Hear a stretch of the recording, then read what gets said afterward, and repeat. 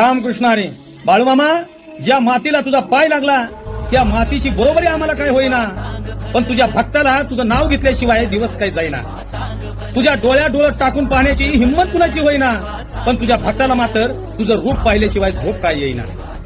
तुझ्या मेंढ्या मावल्याला आडवं जाण्याची ताकद कुणाची होईना, पण तुझ्या भक्ताच्या मात्र शेतात मेंढ्या चारा खाल्ल्याशिवाय काय जाईना.